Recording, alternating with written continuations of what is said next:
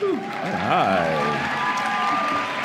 Welcome, everyone. I'm Taj Greenlee, part of 92NY's Recanati Kaplan Talks team, and I would like to welcome you all to the new 92nd Street Y, New York, or 92NY, New York's Global Center for Culture, Connection, and Enrichment. And I would like to welcome all the fans watching via live stream as well. Thank you for tuning in, literally from all around the world.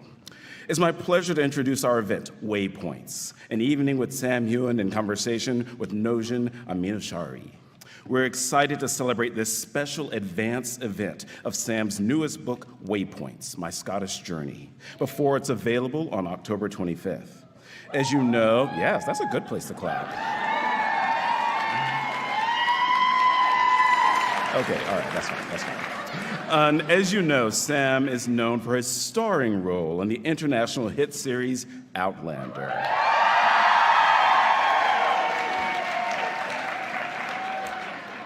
He's also the #1 best-selling co-author of 2 previous books, Clan Lands and the Clan Lands Almanac. Yes.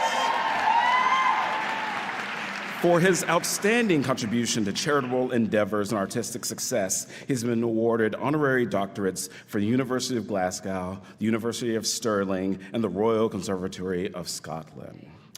Yes. Personally, I think Sam's book is fantastic, and we're really excited for you to get to know another side of one of your favorite actors and activists. Sam will be in conversation with Men's Health entertainment editor Heughan Aminashari. He's previously worked for GQL and written engaging pieces for Esquire, Marie Claire, and more. He was raised in Canada and has his master's degree in magazine journalism from NYU. But before I turn over things to our guest, a few quick bits of housekeeping.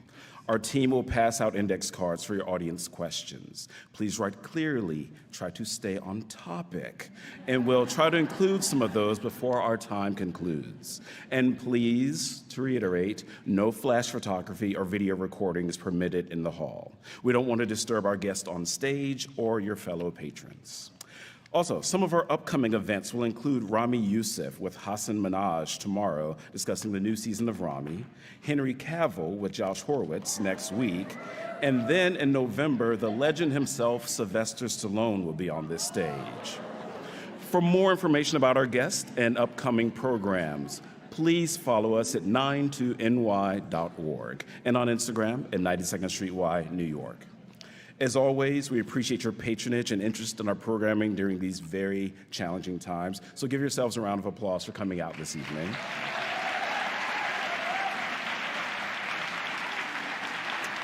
And now, please join me in giving a warm 92NY Talks welcome to Sam Heughan and Heughan Aminashari.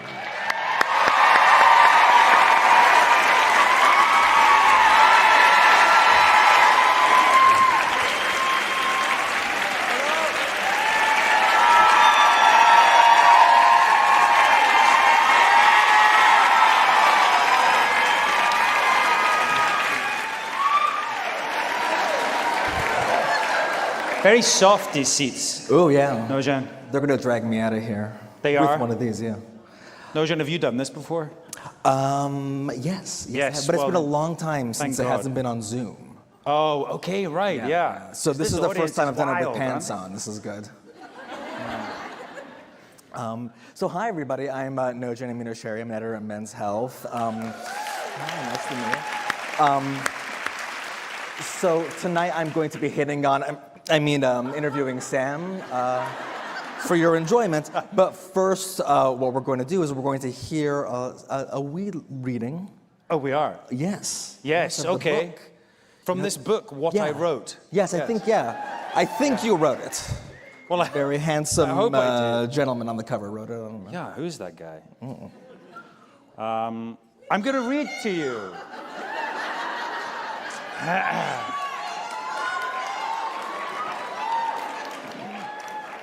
They've marked a spot for me to read. I have no idea what's going to be coming in. You can read it. I tell you what. Well, you've all got your copies. Oh, why am I bothering? They love books, I think, is they what like they're books. Here. They're really very well-read crowd. If you all turn to page 44.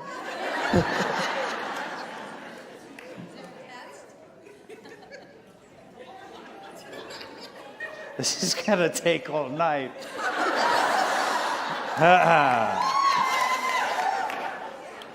So, Heughan, listen to me. Yeah, you can give me a little help. If I lose my way. So this is day 2 of the hike, and I started to write. At the break of day, I surface to the sound of low-flying waterfowl and dripping water. I take a second to register that I'm in a tent and not facing a home with some kind of awful plumbing emergency. Then I trace my thoughts back to the moment I decided that walking the West Highland Way in late autumn was a good idea. I mean, it still is a good idea. My first day was an adventure, and even though it proved far tougher than anticipated, I unzipped the front of my burgundy and blue cocoon with a sense of optimism and excitement. Good morning. Good morning, I say to the world outside. The loch reaches across the forested shores that rich in autumnal color. Low, ragged clouds drift across the sky like smoke after battle. I stretch and perform, here we go, a deep lunge. My right hip tight and achy.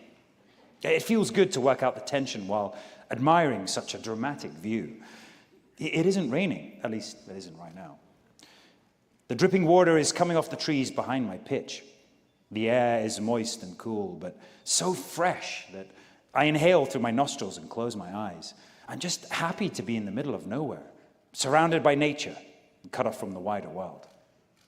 Time for breakfast, I remind myself, aware that I need to fuel for another long walk ahead of me.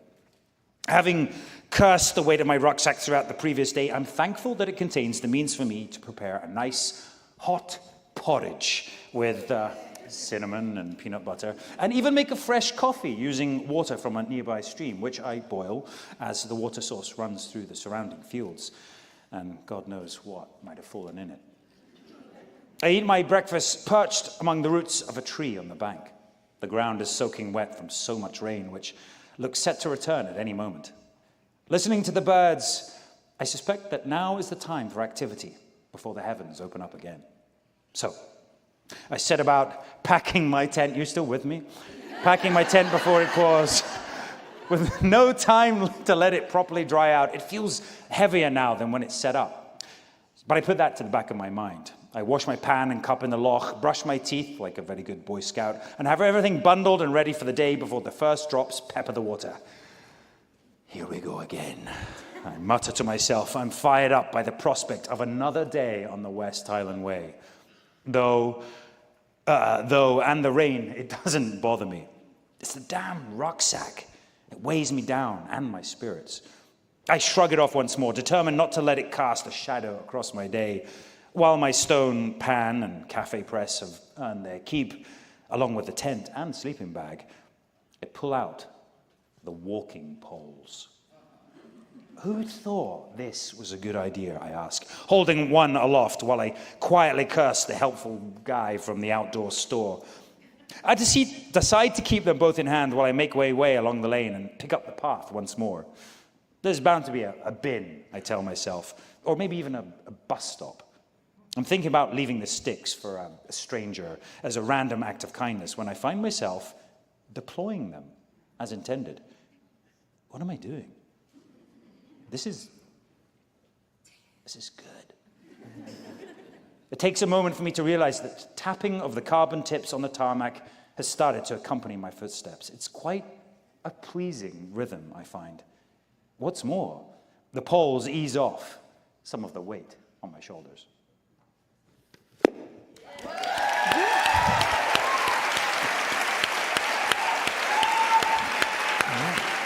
That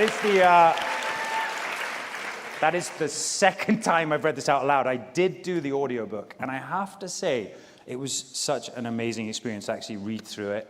And you can purchase the audiobook, but I really enjoyed it because there's something really interesting going back over your own words and having to read them out aloud. It's, it was a really fun experience. Yeah? Okay.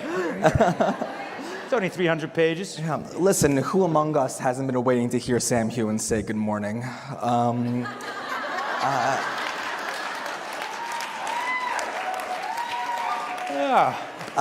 But let's start with the beginning. Oh, okay, let's yes. rewind from day 2 to day 0. Day 0. In the book. Okay. So the book is partly about you hiking the West Highland Way. Right. Created, 1980? So that people can, I didn't know that. Just 20 years before you and I were born. Okay. Some. Just the very. Yeah. We're very young. And, it was meant to sort of immerse people in the Scottish landscape. And I just wanted to know, tell me why, in such a small and sort of rare respite in your schedule, this is what you chose to do. Yeah. I think I'm a madman. I wanted to go on an adventure, and I wanted to do something very personal for myself. And initially, I was looking in my schedule, and we were shooting Outlander, and we'd come towards the end of the year, and I suddenly realized I had this gap between press engagements. I think I was even promoting Clanlands, the second book, the Almanac, with Graham. And so I had this sort of short window, and it was really unprepared. I think you'll see in the book. I kind of just thought, you know what, I'm going to go do the West Highland Way. I thought, it's going to be easy, it's fine, it's, 100 miles, 96 miles, it'll be fine. And didn't really prepare at all. Cut to, day 1, day 2, drenched, carrying so much stuff, I literally wanted to give up. But it's something on my doorstep. It was a challenge that I've always thought, why don't I just do that? But I guess, these challenges or these walks or anything, it's because it's so close to home, you never think, I'm going to go out and do that. Yeah. It's easier for me to come to New York or to go climb a mountain in, I don't know, in wherever that was. Yeah. Do you live around the Adirondacks? California. Is that where you're trying to lure him to is that where I'm going next? Yeah. But what's on your doorstep? You always kind of pass it by or never really think about it. So it's something I always wanted to do. Yeah. So the beginning of the book is, frankly, littered with people who react with surprise, maybe shock, when you tell them that you're hiking this in late fall. Yeah. Because it is a trail that most people hike in the summertime. Right. But yet, against all advice from God and man, you go forth. Yeah. At any point, did you think, maybe I'll put a pin in this? Yeah, well, absolutely. So it was pretty much a year ago, almost to the day. It was the day before, I guess the night before Halloween. There must be a name for that, right? And in the weather, in Scotland right now, we're shooting right now, Outlander at the moment, and we're really struggling because the daylight is just so short, and it's every day obviously getting less. I think most people do this hike, in spring and in summer, and so everyone was kind of surprised because there's so few hours. I knew I'd have to get up early and be finished by 4:30. I knew it would get dark by 5. And on day 2, definitely. You'll see in the book, I was going to give up, definitely, yeah. Yeah. And then at some point in this journey, or perhaps after, I think of you, and the kind of person that I see relayed through the book is a pretty private person, maybe sometimes a guarded person. Yeah. What was it about this experience that inspired you to kind of revisit your life in the form of a book in such a public way?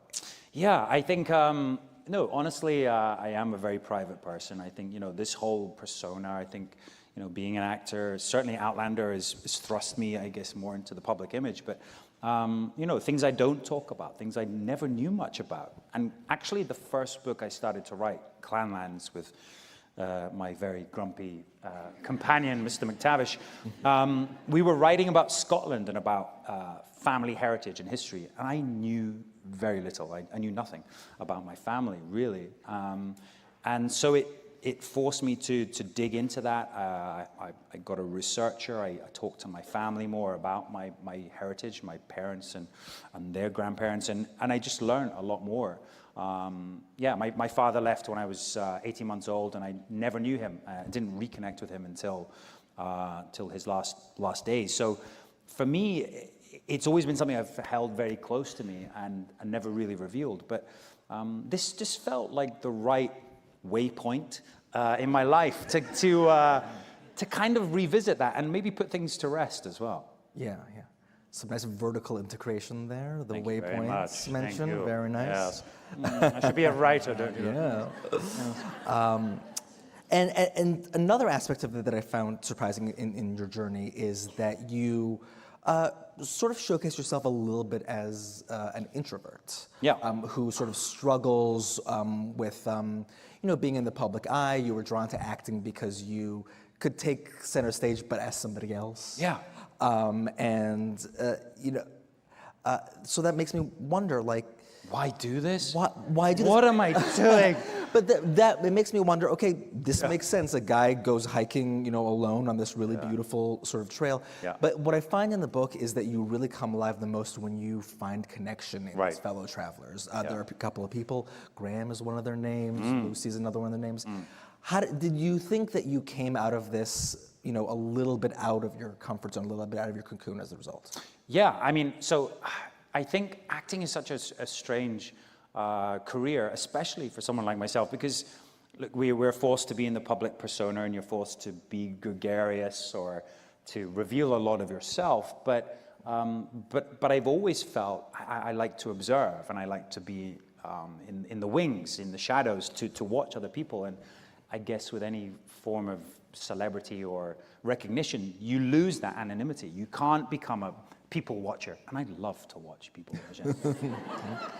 I've been watching you for no, but seriously, Close the curtains. Close the curtains. No, it's just something that it's a strange one, and I think as an actor or learning to become an actor, I realized that behind the character, I can explore myself. Ultimately, the darker places, the more interesting, more strange parts of your psyche. But because it's a character, you can kind of hide behind that. I hate being myself, on stage. It was something I found very awkward as a child, and then as a teenager, and then through acting, I found this release, that I could suddenly be someone else. And that's where you dig into those other parts, and you learn about yourself ultimately through another character. So, yeah, I was in the car on the way here today, all the last few days, promoting this book, thinking, what am I doing? What am I doing? This is ridiculous. But yeah, I mean, it's also, I guess I've got to an age in my life now where I'm thinking, I'm looking back on my career as the memoir, but like how fortunate I am, and how all of these points in my life, all these waypoints, all these steps have made me who I am today. And I guess I wanted to maybe set the record straight or put my own narrative out there. Yeah, yeah. Did you, when you first encounter other travelers, did you bristle at this sort of break in your solitude? Right. And how did you sort of react once you kind of got to know them? Yeah. So I set out on this, this epic adventure of mine, and I was thinking, I'm going to do this on my own. I am, the mountain man. That man there is obviously packed one thing only, and that's the whiskey. But I set out, and I was like, I want to do this. I kind of playing a role, right? Playing the adventurer, and I wanted to be in this solitude, and I was reflecting upon the journey and upon my life on the way. I was recording voice notes. I recorded over 300 of these rambling voice notes, which go from, talking about how the day is, the weather, the experience, to talking to my father, to talking to trees, to talking to mushrooms, to losing my mind. And then suddenly I met people along the way. And at first, the first person I met was Graham, who features in the book. And he was this terrifying-looking Viking of a man. Like shaved side of his head, ponytail, big long beard. He looked like he'd been in the military. He had all the gear. He was kind of staring at me on a rock. And the first thing he said to me was, "I saw your movie. It was shit." Or something along those lines. But he basically said he'd saw my SAS movie and thought it was a lot of crap. So things got off really well. Yeah. Thank you. Thanks. Bye. And you'll find out in the book. But basically, we kept crossing paths a little bit, and I was really struggling. It was the day 2, end of day 2. Night fell. I was still about 10 miles from my ultimate goal. It was pitch black, and we decided to walk together. And I won't give away too much, but we got through it together, and our paths may have crossed again. And later on in the journey as well, towards the very end, the last day, as I neared Ben Nevis, my ultimate goal, I met someone else, Lucy, who is an incredible character, and she has actually some of her top 10 tips for surviving the West Highland Way are in the book as well. On that second night, you're really considering just packing it up. Yeah. Going home. Yeah. And you reach out, as one does, to your support system, to your friends, and they give you some great words of encouragement. And I didn't text you, did I? No, I'm not a very encouraging person, and neither are your friends, because their responses were, WTF, Sam, and don't be a loser. Cancelled. And that's really where the kind of texting in this story stops. But I would love to know throughout the journey, especially at the points where you're struggling, did you reach out again? Not to that person. No. And did you get any other encouragement? Yeah, so I did. So end of day 2, and I really was done. I brought everything with me, far too much stuff. I'd packed everything. I'd gone the day before to the outdoor center and bought, those stupid hiking sticks, which are brilliant, by the way.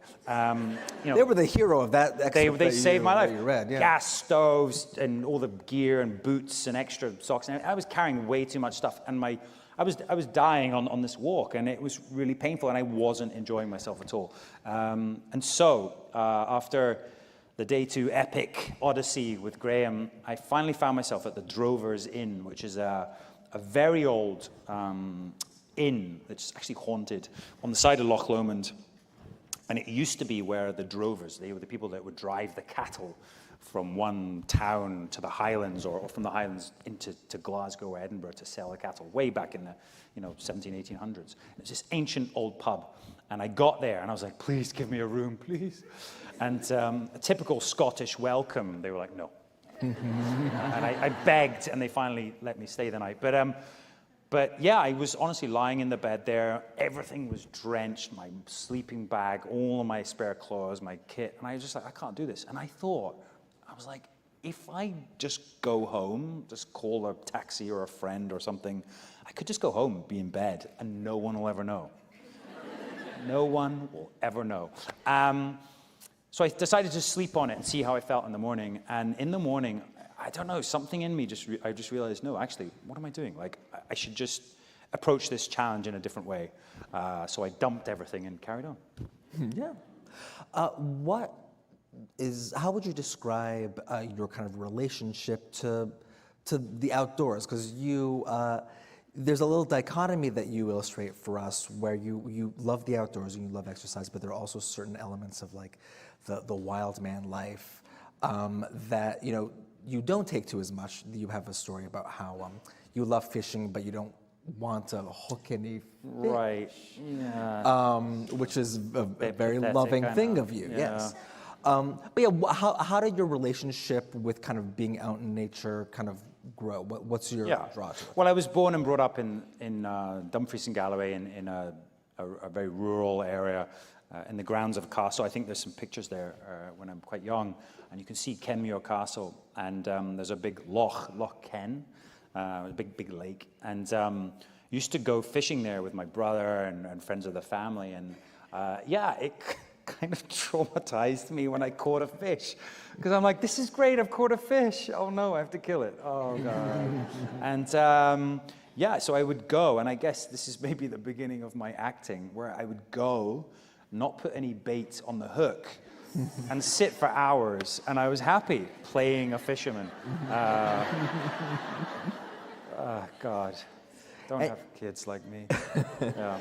And your mother drove you to and from, and all the while, she knew. I think she kind of knew, because you didn't catch anything? No. Damn, they got off the hook. But no, there were a couple of times I did, but Yeah, it's something that I don't know why, but anyway, I do love the outdoors. This is sort of in the solitude. There's this. It gives me a thrill. I don't know why. So I used to obviously play outdoors as a child, and I think that definitely maybe that imagination. It's helped my imagination. So I used to pretend I was, whatever, the King of Scotland, or Robert the Bruce, or King Arthur, or whatever, and that would be my escapism whilst sitting on the side of a loch with an empty fishing rod. Yeah. And you were a Cub Scout?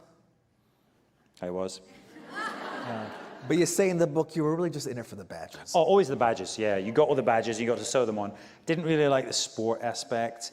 Again, I think it's like I love doing things on my own. And when it comes to team sport, I'm not really a team player. So yeah. What was the best badge? What was the... There was, obviously you get all your green badges, but there was like an in-between badge, which was like fluorescent yellow. I think it was for like sewing or something. Like knitting or something, yeah. Good skill to have. It's a great skill, yeah. So the hike is really a framing device here in this book to explore the waypoints in your actual life, right. And your career. And one of the things sort of early on that you've already talked about was the fact that your father had left when you were 18 months old. And that story, as we see a glimpse of it throughout, has a lot of hubris. Not hubris, a pathos to it. It has a lot of hubris. It was a lot of hubris for me to try and use the word pathos, and I fucked it up. Harsh. That'd be a great quote on the book, wouldn't it? A lot of hubris. But the thing that I want to talk to you about was your mother, because your mother is, first of all, a fantastic woman, great lady. Thank you. Based on what's in this book. She's a single mom. You talk about how she really built a life for you where you didn't feel like you were wanting. And when another child asks you where your dad is, it's not a hurtful question. It's just like, I don't know. Right. And it wasn't a big deal for you. But one thing in particular that struck me is that she also seemed to be a creative soul. Yeah. And that she was able to kind of revisit and embrace as you were growing older. How much of that did you get from her directly? Yeah. It's an interesting one, isn't it? Because we grow up, we kind of don't want to be our parents, right? And we're like anything to be like them. And then you start to see, you do start to have their characteristics. And not only that, I don't know, it's interesting. So I didn't meet my father from my memory until I was in my mid-late 20s. And he appeared, and I think it's in the book, and I was doing a play at the time. And the night before one of the nights, I just got this message, and he's like, I want to meet you before the play. And I didn't really know how to feel about this, but I was like, okay. And this man appeared, and I had no real idea what he would look like, and I was kind of also trying to stay in the world where I was about to go on stage. I was trying to sort of, very compartmentalize everything. And we went for a walk. We were in Stirling, actually, the university, which is a very beautiful place, and they gave me a doctorate as well. So. But no, and we were walking together, and I thought, this man, I don't know who this man is. He's a stranger, pretty much, to me. However, as we were walking together, I realized we had exactly the same walk. And I don't know how to describe my walk. It's a bit goofy. I think I've got big feet. It's a bit like, I don't know, like this. And I just realized that we just had the same gait, the same walk, the same movement pattern. And it's very odd that, that he's had zero bearing, but I guess even that genetic thing is similar. But I also grew up thinking I never want to be like my father. I never want to have a family or leave like he left me, or to be this kind of man. But actually, in a way, I guess I'm putting it to bed, because he's made me who I am. Even the absence of him has made me who I am. And I feel very fortunate. And I guess because of my mother, she brought us up and looked after us, and eventually sent me to a Steiner school, which is, I think you guys call it Waldorf here, which is a very creative school. And at the time, I went because there were some pretty girls in the class, and it looked like I could get away with doing very little work. But it was an incredible place, and it really instilled in me like that creativity. And I think a lot of my mom's creativity is definitely rubbed off. Yeah. You also mentioned a brother who is really the outdoorsman. Yeah. You know, Yeah. the way you frame him. Has he hiked the West? Has he hiked the West Highland Way? Has he? Has he? No, he hasn't. Yeah. Well. No, so I mean, yeah. Again, I guess you know, I'm the one who's playing the character of the outdoorsman, and he is the one. He's he works for a mountain biking company. He's always outdoors all the time, hiking, cycling, and I'm doing it pretending to be that guy. So yeah, he's the practical one. You also talk about and trace your professional career, and me being a very envious person, I really enjoyed the chapters where you're struggling. Oh, thank you. So, you know, you write about wanting to go to a prestigious acting program, being rejected your first time, and going back, and sort of getting some experience figuring out your technique and coming back and going on from there. What is it about this field that makes so many people, as you describe here, really accept that rejection and keep going forward, right? Because there's so much rejection in Right. Yeah. you know, so, and from the very beginning, you had the mindset of just like, well, no, I'm going to keep trying. Where did that come from? Yeah. I mean, I guess firstly, I feel very fortunate that after a period of time, I knew what I wanted to do. I didn't know I wanted to be an actor. I sort of don't really like those people that are a bit pretentious. And they're like, I've always wanted to be an actor. And you're like, oh. Bastard. I didn't know, but I knew I was interested. And I worked backstage as a stage manager or in the crew, like these wonderful people here. And I did a time on the Edinburgh Festival, and I quickly discovered that I really wasn't cut out for being a practical stage manager, because one of the days I was moving some big pieces of scenery, like kind of they have here, I don't even know what they're called. I'm an actor. Who knows what they're called? No, those are flats. But anyway, we're moving one. I was so busy watching the actors on stage warming up and doing stuff that I just was like, okay, dropped this thing, and it fell on the poor stage manager's hand, and he went to hospital, and he got 7 stitches down his hand. Couldn't work again. So. Yeah. Sorry about that. For insurance purposes. Insurance purposes, yes, of course. He was fine. Yeah, no, I realized, you know, there was something about the magic of theater and something in that, and that, I guess, galvanized me to then apply for drama school.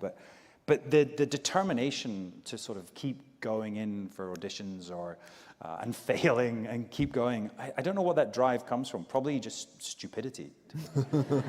or determination, I'm not sure. But I just knew that it's something I want to do, and it is hard, because I guess we all have our own dreams and goals, and the way can be very difficult. But I guess perseverance is the key. But yeah, it's hard, of course. Yeah, you have a story in there of going in for an Aquaman audition, and yes, Aquaman. And yes, and many of you will maybe know the role from the big screen today, but the character in the comic books is blonde, and you talk about being in a room with 3 other blonde, very blonde, good-looking guys. Yeah, good-looking guys doing push-ups, getting the pom-pom before you go see. Oh yeah.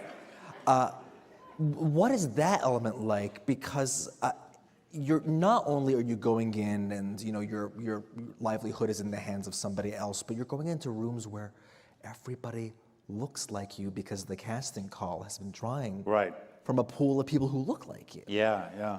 How does one's self-esteem weather that kind of thing? Yeah, it's actually funny. I'm not even sure if I remember saying, I don't even know if I put it in the book, but I remember now, at the time I had this wonderful, rather zany manager, my first time in Los Angeles, and kind of young and naive, and he was like, okay, so we're gonna get you into Aquaman, the psyche of Aquaman. So he took me to the beach. I'm from Scotland. I don't know what a beach is. Like, it's not raining, cool, right? And then he's like, Aquaman wouldn't wear shoes. I'm like, okay, cool. So we got some sandals, flip-flops. And I don't know, what do you call them? Tongs? I don't know, whatever. Flip-flops, anyway. And then he had this like flowery shirt on, like Hawaiian shirt. And he made me get in the water, swim, and I'm, oh, great swimmer. Like, help. And then got out, didn't anything, covered in salt and everything, and I went straight to the audition. When I took my flip-flops off, and I remember the casting director being like, what? I'm like, yeah, make myself comfortable. And I had to read for this part, and they called me back. But I was like, if I am Aquaman, right? Yeah. They're gonna cast me. But I don't know, these are all the kind of weird games that I guess you play with yourself to kind of, maybe if I do this, they'll like me, or maybe what makes me different to the other 100 people that look like me and talk like me and act like me. And I guess I think the thing that I've learned is that what I was trying to do was guess what they wanted to see and trying to fit their idea of what Aquaman is, right? Whereas what I should have been was like myself. Yeah. Yeah. In the end, they went with a brunette, so that's a lesson for you right there. Mr. Momoa. You also have a story in there about being a cater waiter. And A what, sorry? A cater waiter. A cater waiter? A cater waiter. You were Cater waiter. waiting in That's right, catering. yes. I've cater waitered yes. all over the world. Yes, all over the world. Yes.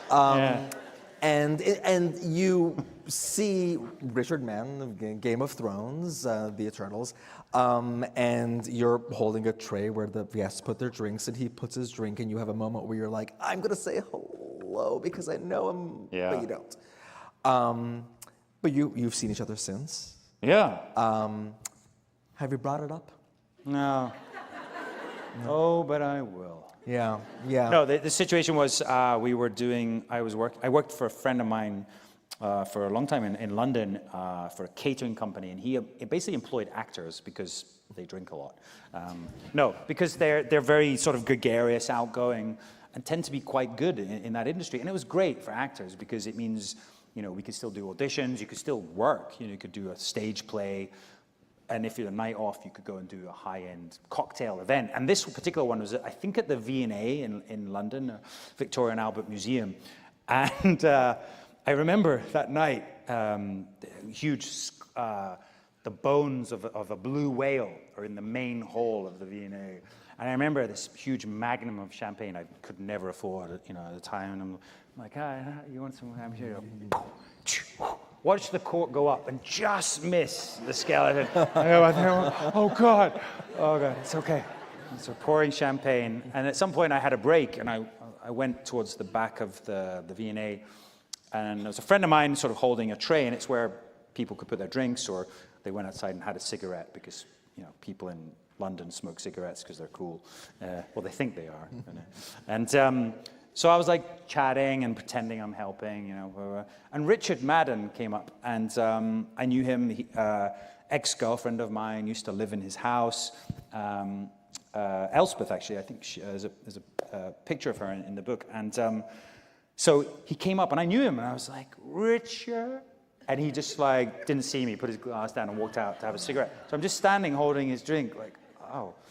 And then he came back in again, didn't notice me, just took his drink and left. And I don't know, at that moment, it was funny, but also like I just felt deeply, I don't know, ashamed, which is a stupid feeling to have. Yeah. But it made me think, you know, like, not that I want to be him or I want to be in his situation, but I was just like, okay, so this is where we're at, and that's where he's at with his career. But it just, I guess some point of it made me more determined, but it wasn't like I felt jealousy or anything. It was just more like, I'm not doing what I want to do. And maybe it just gave me an extra kick up the arse.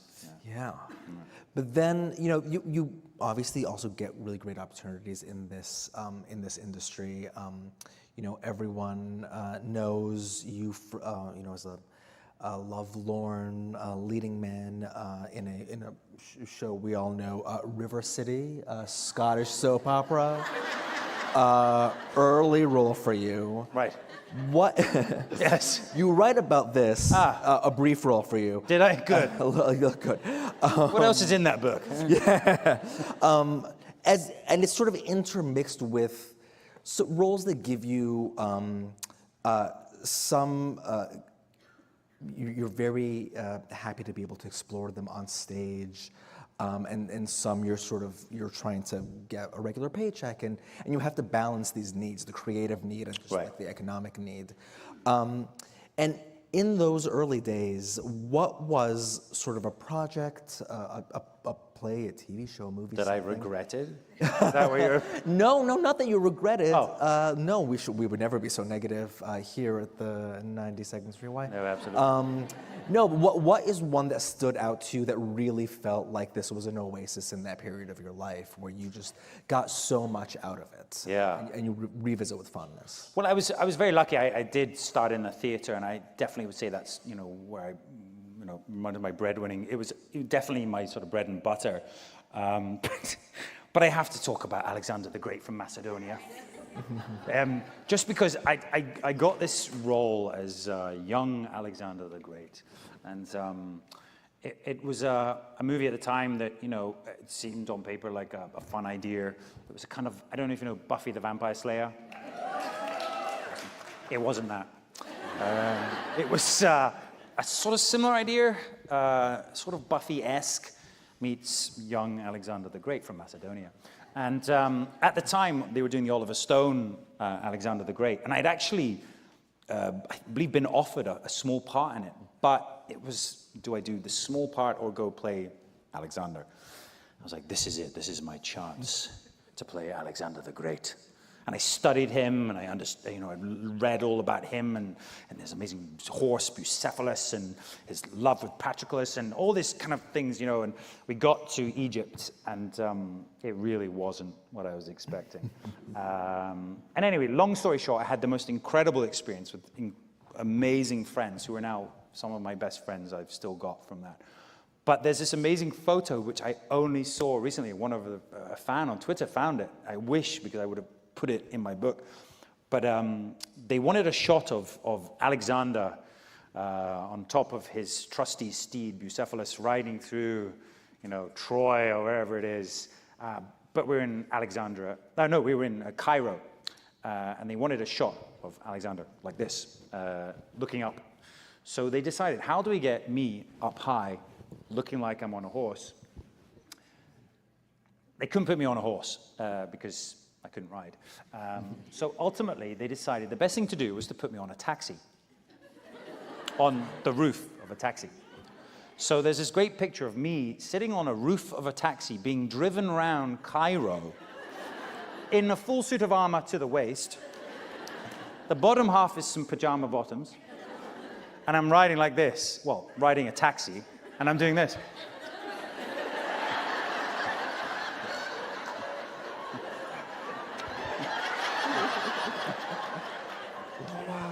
Yeah. So anyway, that was a highlight in the Oasis. But yeah, oh dear. No, I think the theater for me was definitely, those are the parts that really reward. I think I did The Talented Mr. Ripley, which was I played Dickie Greenleaf. That was an amazing play. Very, very strange relationship, but and a great movie as well, if you watch the movie, but awesome book. But yeah, I think the plays, and I think Knives and Hens actually was one that I talk about, and there's a picture in there. A really dark character, a sort of very strange play that's all about, about so many themes, but it's about male and female roles, and about this woman that's oppressed by her very dominant, abusive husband. And I got to play this character, and he's terrible. But it was just such a sort of vile part, but kind of interesting to sort of dig into who he was and why he's this way. So that was one. And I guess Outlying Islands, which was like the first big break for me as well. Yeah, got some fans. Front row there. So, on to the actual show, not River City, Outlander. Yay. Yeah. Never heard of it. It's so easy. You just get applaud. You just say the name and they applaud. It's Outlander. Look at that. We could be here all night. Wow. You talk about being in this role that so many people watch, that so many people love, and how the cloak of invisibility you'd built for yourself in your life had begun to wane, because now people can recognize you on the street. You can't shrink yourself. I thought you were talking about Harry Potter now. I mean, we can talk another role that we have hard feelings on. I don't know. Do you think that sort of having that kind of interaction with people who can recognize you, do you think that has, similar to the journey you talk about here, pushed you out of your comfort zone in positive ways that have made you grow personally? Sorry, was that the question? So, You have to, now people will recognize you, and you have to be okay with it, and you interact with them, and with most of these interactions, you come away, you having met a pleasant person who, and you've expanded your outlook. Do you think that, we all talk about the kind of pressures of, celebrity, as you said, being that lack of privacy, but is there a positive, which is that for somebody like you, it pushes you out of your comfort zone a little bit? No, great question. I think, firstly, we started the show 8 years ago, I think almost recently to the day. It was Katrina Balfe's, my co-stars, Katrina Balfe. It was her birthday, I believe, on the day that we shot the sort of key art for season 1, and that was maybe the day before we started shooting. And that was pretty recently. But we were both very green, and I guess I had all this experience from theater and TV roles, so I felt confident in that. I knew who he was, and I knew who the character Jamie was. And I felt Katrina, was coming in. She came in so late. I mean, I think 2 weeks or a week before we started shooting. She was really thrust in the deep end. And I felt, for me, my role was to support her and to look after her and whatever she needed, and literally as an actor, as a friend, but also as the character. And I think that might also be the key to Jamie's character, that he's always there. He's always supporting her, comforting her. Anything she needs, he's there, right? It's a very simple objective to play, right? To always be looking after this person. So yeah, great. But I think the celebrity, the fame, or whatever you want to call it, it was something very new to both of us. And I think certainly, the first whiff I got of it was social media, was obviously Twitter, or coming to an event like this. We did one, I talk about it, I think, in the book, and it was one of the first times we saw people, and we're like, what are they doing here? Who are these people? And this great anticipation in the books, and it's still here. I mean, you guys are amazing. We really appreciate it, and people want to see the story to end, and I want to see the story, and yeah, it's incredible. And I think that's testament to Diana Gabaldon. She's created this incredible world.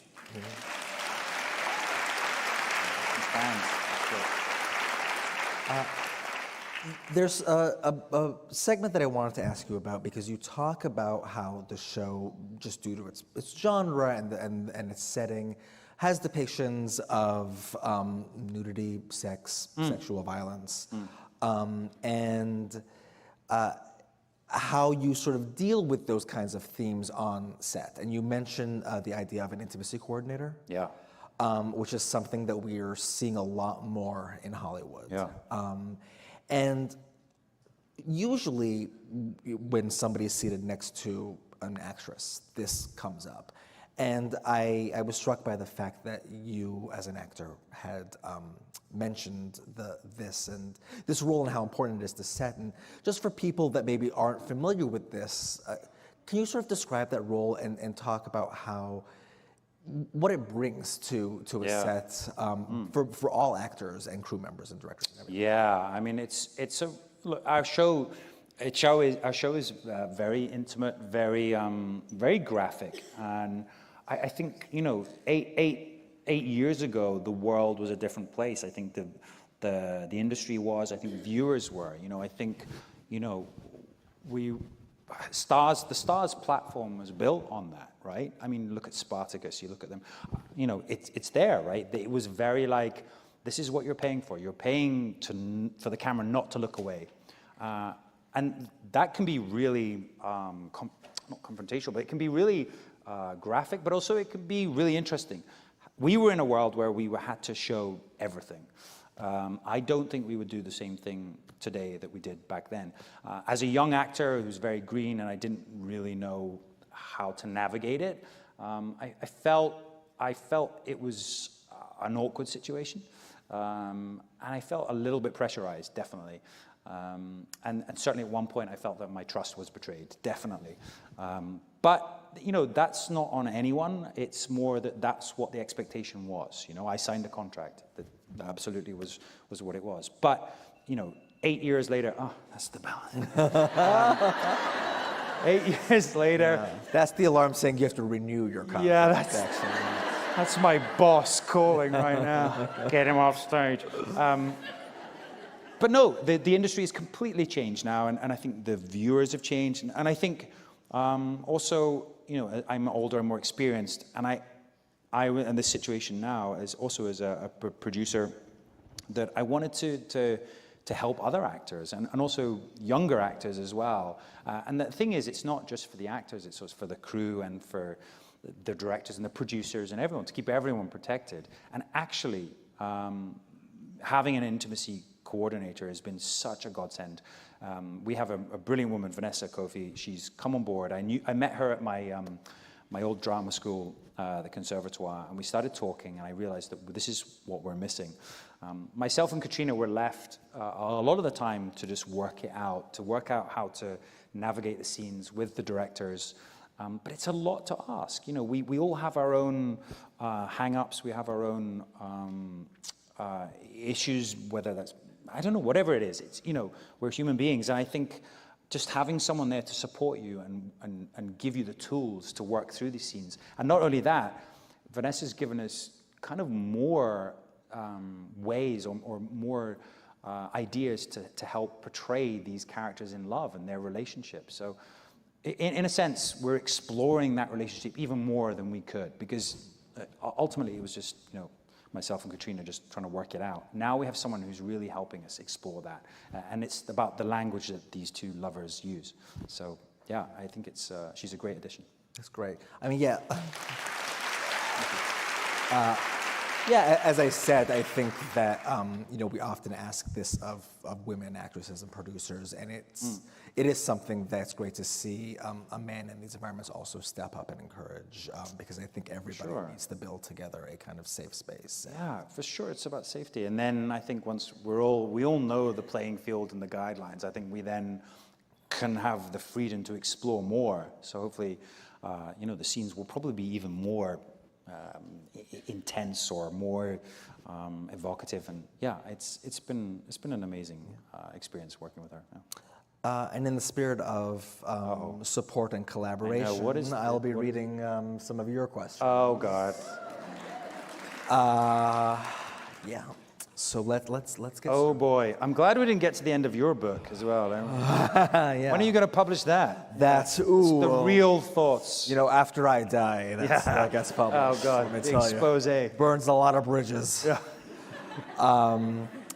I'm excited, actually, genuinely, to read these because of just peeping at them. Some of these questions are things that, you know, granted all the time in the world were ones that I would love to ask as well.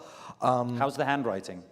The handwriting is very legible. Good. Better than mine. Yeah. Yes, it's very. We're not catching like the Zodiac killer tonight. Like this is, you know, this is a mentally sound mind that wrote these cue cards. The Zodiac doesn't care about this book. Oh, hey, don't talk yourself out of a sale. Mr. Zodiac. So this question comes from Barb via the live stream. Hey, Barb. Hi, everyone on the live stream. Hello. Hey. Hello. Hi only to Barb.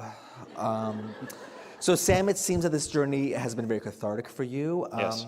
So tell us, what's the biggest benefit you took away from your Waypoints journey? At the end of this, when you reflect on it, how did you become a changed man? Yeah, I mean, wow. I mean, firstly, I guess, the solitary thing, I was like, oh, I want to do this on my own. And really, sharing it not only with people I met along the way, but sharing it with you, putting it in a book, is literally the most public thing I could do. So I guess I'm beginning to realize that, I'm possibly more of a social animal than I thought. I think we all learned that through, the pandemic and how we realized, actually, I kind of miss people. Oh, God. So yeah, but it really is a waypoint. It feels like by putting this all down in a book, it's maybe not the end of a chapter, but it's just putting that there, and then I can move on to something else. And I feel very, very excited for what's coming in the future. Cool. Another hike. This question comes from Vaughn, not from the live stream. Hi, Vaughn. Seems like Vaughn got themselves here, Barb, but okay. Wow, shade. Shade across the internet. Yes. When you wanted to give up, what was it other than those very supportive texts that motivated you to give up? Yeah, I can tell you right now, it was a bunch of Haribo. You know what Haribo are? That was it. It was Halloween Eve. And no, it was Halloween. No, that was Halloween. That's right. It was Halloween. And I'd arrived at the Drovers, and it's this ancient old pub, and normally covered in cobwebs anyway, has stuffed bears, and all the staff wear kilts, and it's a very interesting place. It's awesome. I love it. But they would also put all these Halloween decorations. As I walked in, there's this skeleton that was like, Happy Halloween. And I'm like, oh, I'm exhausted, hallucinating. And I'm like, what is going on? And they had a bowl of trick or treat for children. And I went to bed that night and ate these Haribo sweets. There are other sweets available. And I think the sugar just, whoa, it was a good time.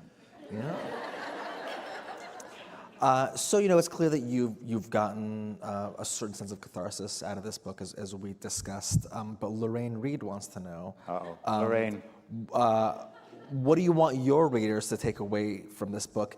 By which I think she means, what have you done for me lately, Sam?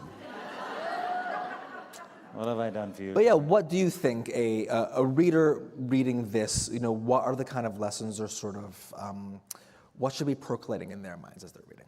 Yeah, I mean, I guess a number of things. And I think, I guess as an actor, when you create a role, you draw upon various different inputs and sources of your life and your career and whatever. And I think hopefully, I know there's so much in here that hopefully someone will get something from it. And I guess the point is, firstly, I went on this adventure. It was something that I overlooked for so many years. It's literally on my doorstep. Go out and do it. Yesterday I went on the Staten Island ferry. I mean, who's done that? A few. All right, fair. All right. But it's just here, right?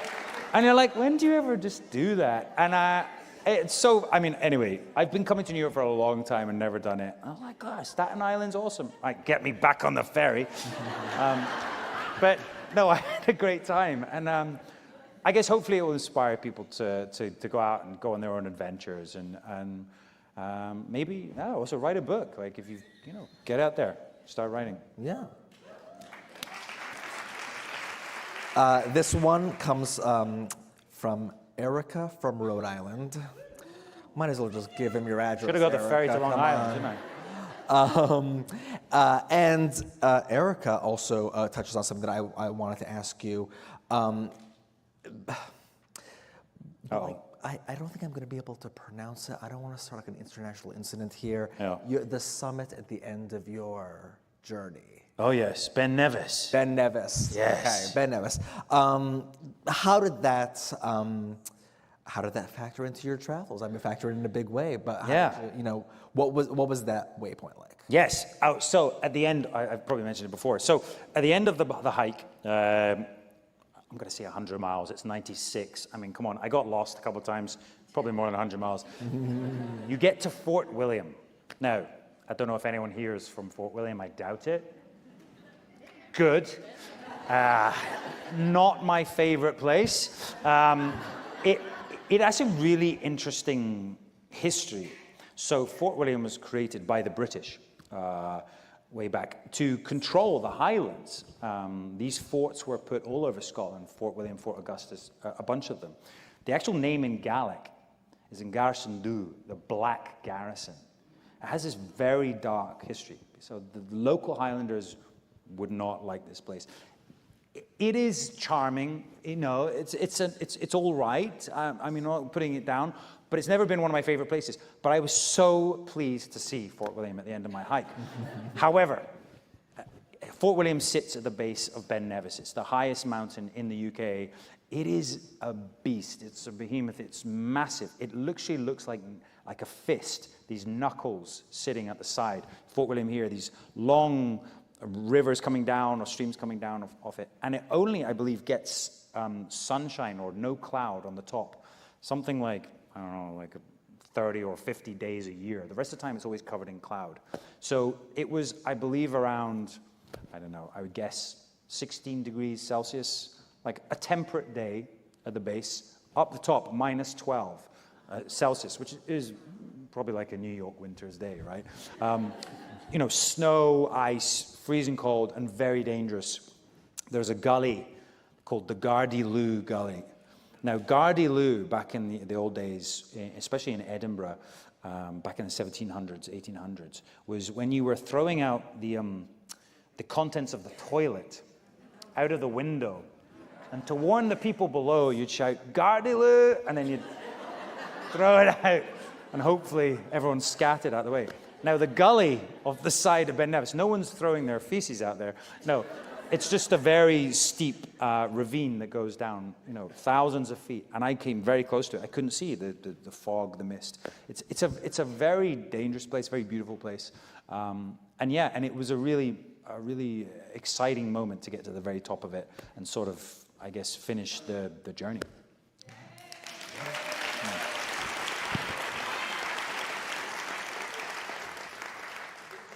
Judy, where are you? Come on, it's your birthday. Judy is 78.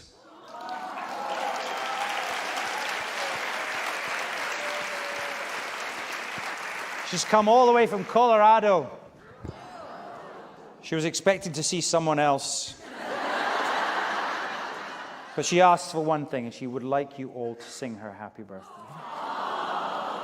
Happy birthday, Judy. Happy birthday, Judy. She's gone home. Happy birthday, dear Judy. There she is in the middle. Ah, Judy, happy birthday.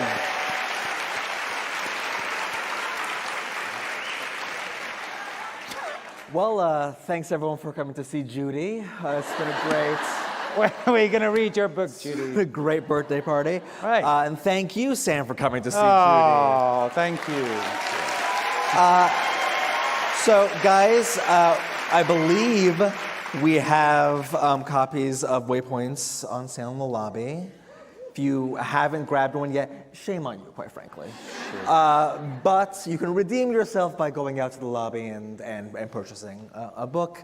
For God's sakes, read something for once in your life. Sam, thank you so much for being here. Thank you for having me. Thank you for having all of us. And everybody on the live stream, especially Barb. Thanks. Thank you.